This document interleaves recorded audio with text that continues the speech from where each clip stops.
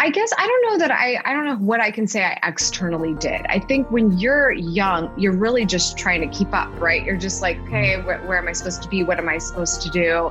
And while you're also being let down in a lot of ways, you really start compartmentalizing in your mind what relationships mean to you. So that's a lot of stuff that I've had to reroute in my adulthood. But I think if I had to say what I did, both positive and maybe a little negative, but I like to think it's mostly positive at this point, as I learned how to be very independent.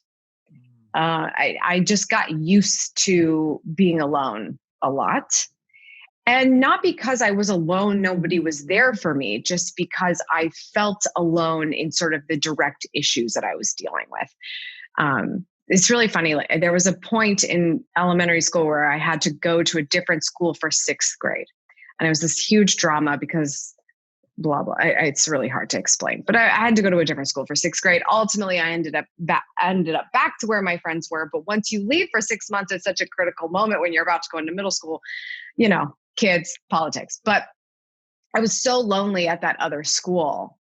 There was a point where I was just kind of sitting on the sidewalk. You get dropped off by the bus. You got to go in for school. And I was just sitting on the sidewalk outside of the schoolhouse or whatever, just kind of waiting for the bell to ring so I could go inside.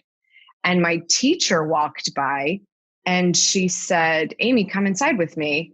And I was like, okay, like it's cold out here. So that sounds great. And I went inside. And I think, you know, she just kind of, I don't even remember the conversation. She just kind of like was asking me how it was going. Like, yeah, it's no secret I'm new around here. Nobody likes me and I'm sitting by myself. But it's small things like that she's trying to do her job. She's worried about me. She wants to be able to tell my mom, who's also a teacher in the district, like what's going on. And I was like, wow, that was really nice. She asked me to come in, where I'm already thinking to myself at this point, nobody has to ask me to do anything because nobody does. And you just get to a point where you don't expect anybody to care or do anything or invite you or to include you. So you get really used to being independent. And then you have those moments where people actually care, which now I'm still, you know, dealing with this today, where they're like, no, really, Amy, like, come on. And so there's a negative to that because I don't give people enough credit that they care. But the positive in that is I learned a lot about independence. And that has come in very, very, very, very handy.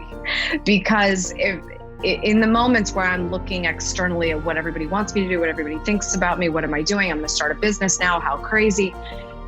It was less of an issue for me than it would be for most people because I was already feeling so on my own. So yeah, I guess that's how I dealt with it.